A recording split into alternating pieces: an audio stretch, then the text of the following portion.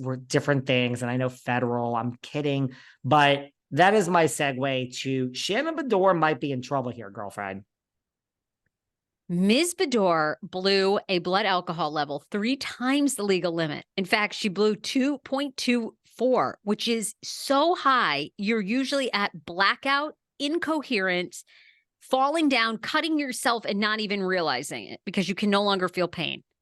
That's how he was.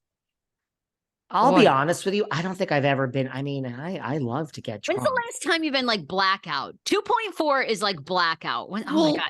Define blackout. Define blackout. Like, do I think I've ever been drunk enough that I would think I could hurt myself without knowing it? Now, once I ended up in the emergency room because I was running home, it was cold in New York, and I went to fall and I fell against like a fence. Ugh, let's not get into it. And I had to go right to the emergency room. Ouch.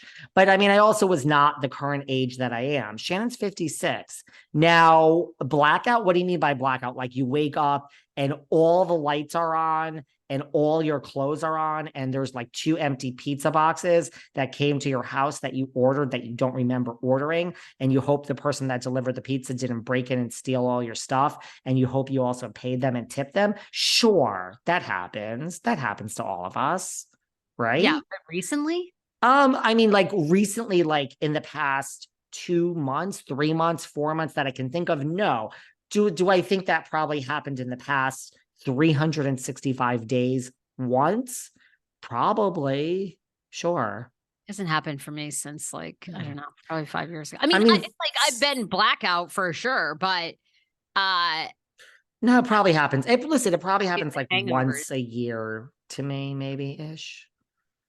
Sometimes you wake up, Sarah, you know, you look around, you're like, where the fuck am I? And then, you know, you remember where you are and who you're with. I know. Yeah. But sometimes it takes it. Look, everything, like, thank God. But, you know, yeah, every now and then that happens. Not often. Listen, I'm really not a big drinker anymore in life. It doesn't really, but I mean, I love like 2 or 3 martinis when I'm out.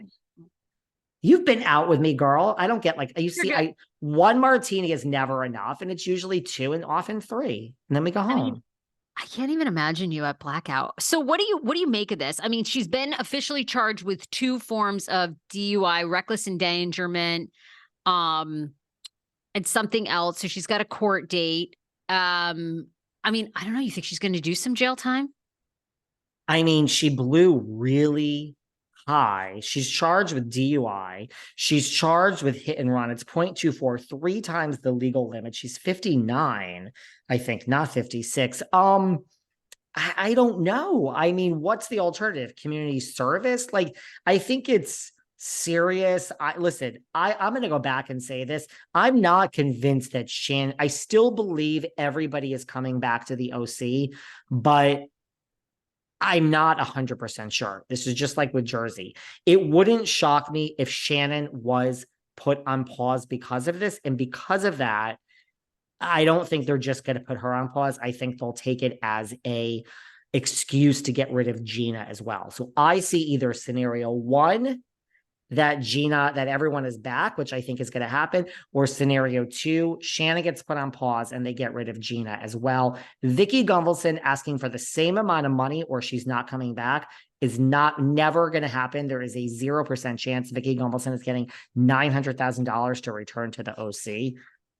I don't think that's happening. Your bet is that everybody's coming back, including Shannon Beador. Like I think so, but I still don't think it's a guarantee. Everyone that's like, are you dumb? Are you an idiot? This is her storyline. No, wake up. These are not reality shows. These are fake scenarios. They don't really want the too dark and too deep. And it might be too much. It might be too much. DUI, the hit and run. This is actually really serious. And I really, really, really don't have any tolerance for drunk driving. Like, you've got to fucking be kidding me. You and I are very lucky that we don't have anyone in our lives close to us that has been killed from a drunk driving.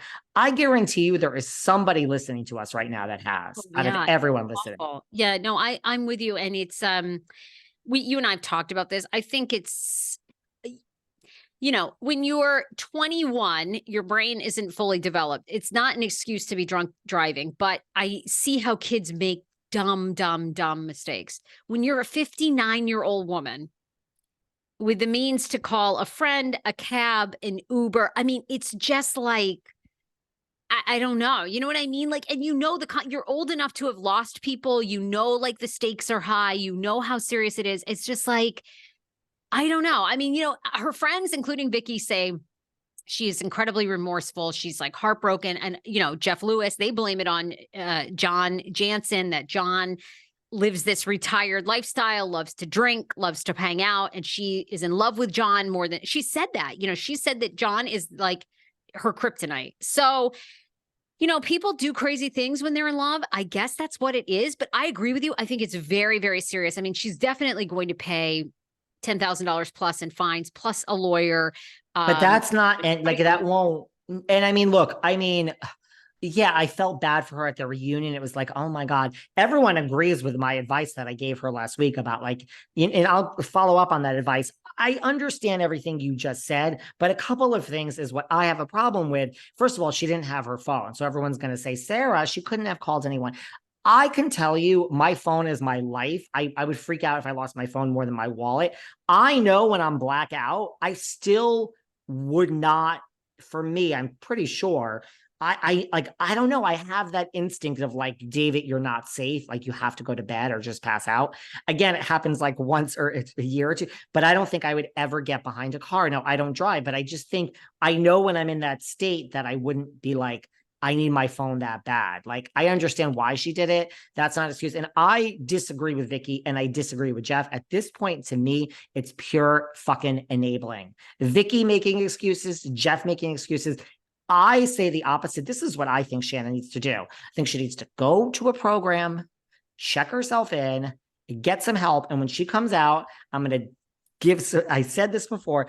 I think she needs to pick a busy restaurant in Orange County, not the quiet woman. She needs to pick a busy restaurant that she's never been to, hot and trendy. And on Saturday night, she needs to drive herself there. She can still drive after the program.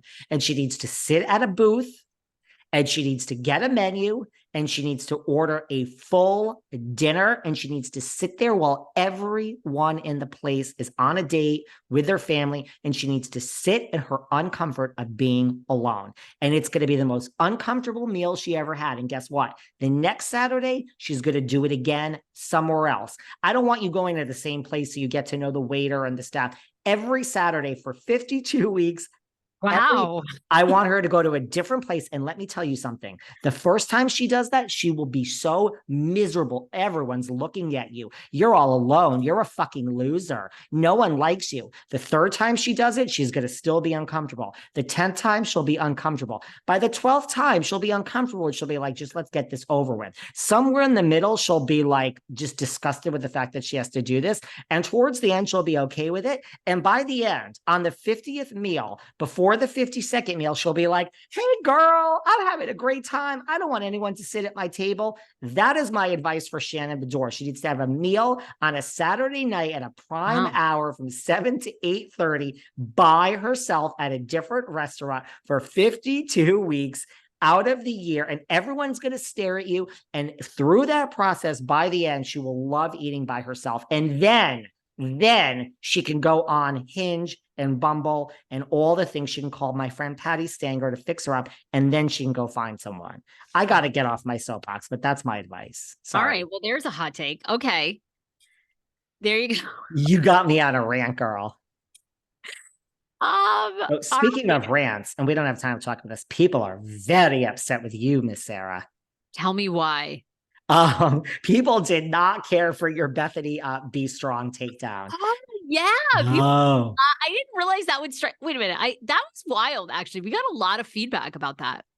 People were like, you tell Sarah. I'm like, I can't even keep going. I can't keep up with who's mad at him. I got nasty tweets too. Let me look for these tweets. People apparently. So that was my rant about Shannon. Anyone I'm sorry. I'm really, really sensitive to things like drunk driving. I really am, because there are people listening right now I couldn't agree anymore. that have been affected by it, right? 100%. I couldn't agree with you more. Oh my God, you got me riled up. Oh, people wrote Sarah Fraser's show. Oh my God, who told you to work in media? You have the most annoying voice and opinions, all caps, for how annoying you are.